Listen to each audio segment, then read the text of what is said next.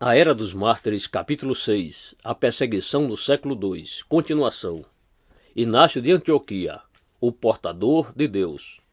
Por volta do ano 107, por motivos que desconhecemos, Inácio, o ancião bispo de Antioquia, foi acusado ante as autoridades e condenado a morrer por ter negado a adorar os deuses do império.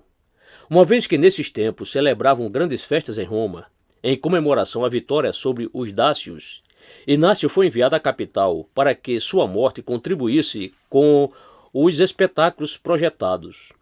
A caminho do martírio, Inácio escreveu 7 cartas que constituem um dos mais valiosos documentos do cristianismo antigo, as quais teremos de voltar repetidamente ao tratar sobre diversos aspectos da vida e do pensamento da Igreja nos princípios do século II. Entretanto, o que nos interessa de imediato é o que essas cartas dizem acerca do próprio Inácio, das circunstâncias do seu julgamento e sua morte, e da forma pela qual ele mesmo interpretava o que estava acontecendo. Inácio nasceu provavelmente por volta do ano 30 ou 35, portanto, já era ancião quando selou sua vida com o martírio. Em suas cartas, ele mesmo diz repetidamente que leva o apelido de portador de Deus, o que indica o respeito que desfrutava na comunidade cristã. Séculos mais tarde, baseada em uma pequena mudança no texto de suas cartas, começou a se falar de Inácio como o levado por Deus. E surgiu assim a lenda segundo a qual foi o menino a quem Jesus tomou e colocou em meio das pessoas que o rodeavam. Em todo caso, no princípio do século II, Inácio desfrutava de grande autoridade em toda a igreja, pois era o segundo bispo de uma das mais antigas comunidades cristãs. Nada sabemos acerca de sua prisão, nem de quem o acusou, nem de seu julgamento. Tudo o que sabemos é que ele mesmo relata ou dá a entender em suas cartas.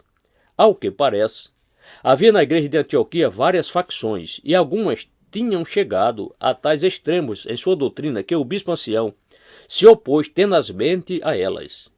É possível que sua acusação ante os tribunais tenha sido resultado dessas pugnas. Mas também é possível que algum pagão, em vista da veneração de que era objeto o velho bispo, tenha decidido levá-lo diante dos tribunais. Em todo caso, por uma ou outra razão, Inácio foi detido, julgado e condenado a morrer em Roma. A caminho de Roma, Inácio e os soldados que o custodiavam passaram pela Ásia Menor. À sua passagem, vários cristãos da região vieram vê-lo. Inácio pôde recebê-los e conversar com eles por algum tempo. Tinha além disso um amanuense, também cristão, que escrevia as cartas que ele ditava. Tudo isso se compreende se tomamos em conta que nessa época não existia uma perseguição geral contra os cristãos em todo o império, mas que só se condenava quem fosse acusado por alguém. Portanto, todas essas pessoas procedentes de diversas igrejas podiam visitar impunemente a quem fora condenado a morrer pelo mesmo delito que eles praticavam. As 7 cartas de Inácio são, em sua maior parte, o resultado dessas visitas. Da cidade de Magnésia vieram o bispo Damas, 2 presbíteros e um diácono. De Trales veio o bispo Políbio. Éfeso enviaram uma delegação numerosa, encabeçada pelo bispo Onésimo, que bem pode ter sido o Onésimo da Epístola a Filemon. A cada uma dessas igrejas, Inácio escreveu uma carta a partir de Esmirna. Mais tarde, de Troade, escreveu outras 3 cartas. Uma à igreja de Esmirna, outro ao seu bispo Policarpo e outra à igreja de Filadélfia. Mas, para o tema que estamos discutindo aqui, a perseguição do século II, a carta que mais nos interessa é a que Inácio escreveu de Esmirna à igreja de Roma.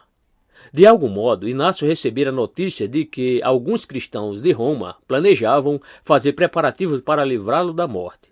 Mas Inácio não vê tal projeto com bons olhos. Ele já estava pronto para selar seu testemunho com seu sangue, e qualquer acordo que os romanos pudessem fazer seria, para ele, um empecilho. Por essa razão, o bispo ancião escreveu aos seus irmãos de Roma: Temo vossa bondade, que pode me causar dano, pois vós podeis fazer com facilidade o que projetais, mas, se vós não prestardes atenção ao que vos peço, ser-me-á muito difícil alcançar a Deus. Romanos 1.2. O propósito de Inácio como ele mesmo diz, é ser imitador da paixão de seu Deus, isto é, de Jesus Cristo.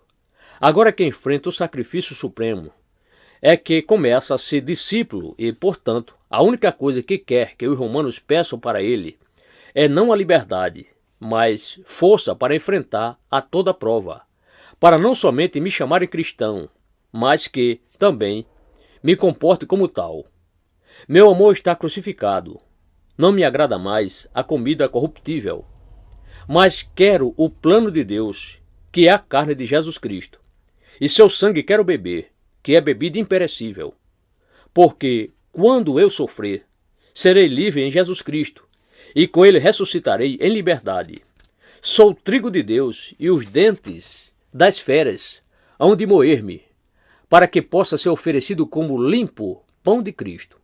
A razão pela qual Inácio está disposto a enfrentar a morte é que através dela chegará a ser um testemunho vivo de Jesus Cristo. Se nada dizeis acerca de mim, eu chegarei a ser palavra de Deus. Mas, se vos deixais convencer pelo amor que tendes pela minha carne, voltarei a ser simples voz humana. Romanos 2.1.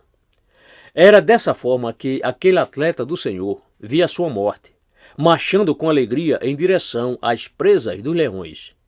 Pouco tempo depois, o bispo Policarpo de Esmirna escrevia aos filipenses pedindo notícias acerca do destino de Inácio.